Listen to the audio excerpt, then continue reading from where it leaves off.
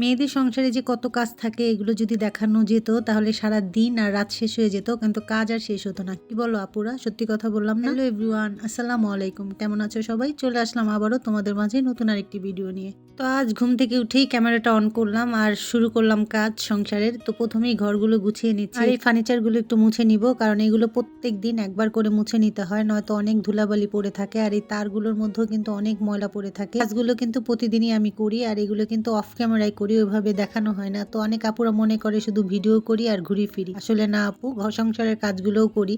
তো যাই হোক, সকালে নাস্তা বানিয়ে খাওয়া দাওয়া শেষ করে চলে আসলাম রান্নায় দুপুরের জন্য। আজ রান্না করব মোরগ পোলাও। তো এখানে আমি মুরগির রান্নার পিসগুলো নিয়েছি, একটু হালকা ব্রাউন কালার করে ভেজে নিচ্ছি যেন কাঁচা গন্ধটা না থাকে। তো মুরগিটা আমার ভাজা হয়ে গেছে, এখন আমি গোল গোল করে আলু কেটে নিয়েছি। আলুটাও একটু জর্দা রং দিয়ে ভেজে নিব, দেখতে অনেক সুন্দর আসে এর জন্য। তো আমি একইভাবে আলুটাও ভেজে নিচ্ছি। তো দেখো আলুটা কিভাবে ভেজেছি দেখলেই বুঝতে পারছো। তো এইভাবে ভেজে নিলাম। এখন আমি এর মধ্যে এই তেলের মধ্যে দিয়ে দিব পেঁয়াজ কুচি আর এর মধ্যে দিয়ে দিব দারচিনি, এলাচ। এলাচের মুখটা একটু খুলে দিলে ভালো হয়। এখন এর মধ্যে এক এক করে সব মশলা দিব। প্রথমে আমি একটু লবণ দিয়ে নিলাম, তারপরে দিয়ে দিচ্ছি আদা বাটা, রসুন বাটা, ধনে গুঁড়া, মরিচ গুঁড়া, সব মশলা একসাথে দিয়ে ভালো করে একটু কষিয়ে নিব।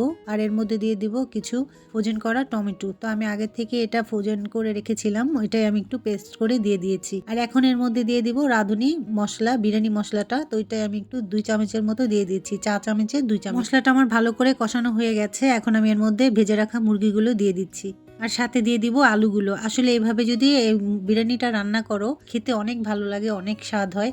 তো অবশ্যই যে আপুরা জানো জানো, আর যারা জানো না তাদের জন্য এই টিপসটা আশা করছি অনেক ভালো লাগবে। আর এখন নিয়ে নিয়েছি চিনি আর হচ্ছে জিরা গুঁড়া, এটা আমি এখন মিশিয়ে মাংসটার মধ্যে দিয়ে দিব। এতে করে এটার টেস্টটা দ্বিগুণ বাড়িয়ে দিবে, অনেক খেতে স্বাদ হবে। অবশ্যই এটা করবে। 1.5 চা চামচ চিনি দিয়েছি।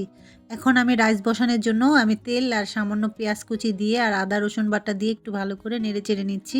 আর কতগুলো কাঁচামরিচ দিয়ে দিলাম আস্ত। এখন আমি চাউলটা ধুয়ে রেখেছি এর মধ্যে দিয়ে দিচ্ছি। তো দেখো বন্ধুরা, এভাবে এখন চালটা কিছুক্ষণ ভেজে নিব, যতক্ষণ পর্যন্ত পোলাওর চালে সুন্দর একটা ঘ্রাণ না আসে। এর মধ্যে এখন স্বাদ মতো লবণ দিয়ে দিলাম আর এই তো আমার ভাজা হয়ে গেছে, দারচিনি এলাচ সব দিয়ে দিলাম। এখন আমি চাউলের মধ্যে পানিটা দিয়ে দিচ্ছি। আর পানিটা তো আমি বলেছি প্রত্যেকটা ভিডিওতে, চাল হলে 4 কাপ পানি দিই। তো এইভাবে তোমরা যদি 4 কাপ চাউল নাও 8 কাপ পানি দিবে এইভাবে। তো এখন ঢাকনা দিয়ে আমি চাউলটা রেখে দিব বলক আসার আগ পর্যন্ত, আর তারপর মাঝখানে একবার নেড়ে দিব। এর তো পোলাওটা হয়ে যাবে। তো আমি দেখাচ্ছি তোমাদের এক ঝলক। দেখো আমার পোলাওটাতে কিন্তু একটু পানি আছে। তো এখন আমি দমে বসিয়ে দিব কিছুক্ষণ, তারপরে হয়ে যাবে। আর হ্যাঁ বন্ধুরা, বিরিয়ানি রান্না করলে অবশ্যই একটু পানি কম দিবে, এটা তোমরা রান্না করতে করতে বুঝে যাবে। তো যাই হোক, আমার পোলাওটা হয়ে গেছে। এখন আমি উপর থেকে কিছু পোলাও তুলে নিচ্ছি, নিয়ে আমি এটার মধ্যে মাংসগুলো, মানে আগে থেকে যে মাংসটা রান্না করেছি ওটা সাজিয়ে দিই। আশা করছি আমার আপুদের কাছে আমার এই বিরিয়ানি রান্নাটা ভালো লেগেছে। আমি অত ভালো পারি না, যতটুকু পারি ওইটাই তোমাদের দেখানোর চেষ্টা করেছি। আর তোমাদের কারো যদি এতটুকু উপকারে আসে এতেই আমার সার্থকতা। তো যাই হোক, দেখো আমি কত সুন্দর করে বসিয়ে দিচ্ছি, এভাবে আমি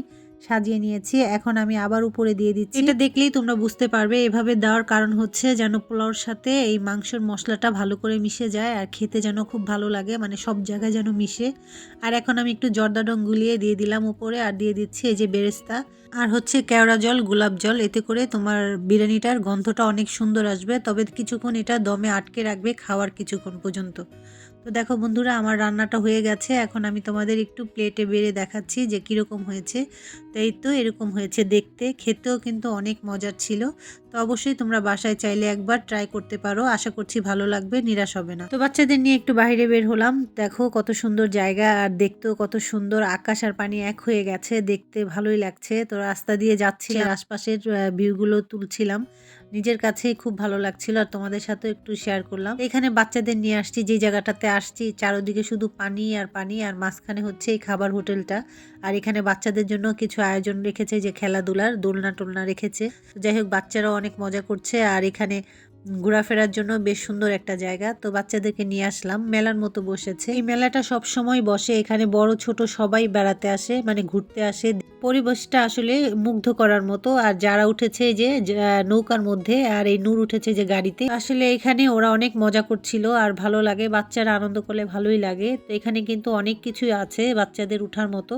তো এই যে দেখো আরো কত কিছু আছে। তো যাই হোক, এখানে কিন্তু অনেক মানুষ আসে অনেক দূর দূর থেকে। এখানে ভালো মেলাও বসেছে। তো দেখো যে কাপড় বিক্রি করে, জুতা বিক্রি করে, মানে পুরো মার্কেটের মতো এক পাশ। তো আমার ওরকম কিছু দরকার নেই। তো কিছু জিনিস আমি যেগুলো কিনেছি তোমাদের বাসায় গিয়ে দেখাবো। তো চলো বাসায় চলে যাই। তো এই তো বাসায় চলে আসছি। এসে এই যে দেখো আমি 2টা পানির বোতল কিনেছি আর কিনেছি কিছু নুডলস যেগুলো আমাদের এলাকাতে পাওয়া যায় না। তো এই কোরিয়ান নুডলস গুলো কিনেছি। আসলে এগুলো খেতে বাচ্চারা খুব পছন্দ করে। ওর বাবা ঢাকা নিউ মার্কেট থেকে এনে দেয়। তো বন্ধুরা ভিডিওটা আমি এখানেই শেষ করব। ফিরে আসছি ইনশাল্লাহ নতুন কোনো ভিডিও নিয়ে। আজ এই পর্যন্তই। আল্লাহ হাফেজ। আসসালামু আলাইকুম।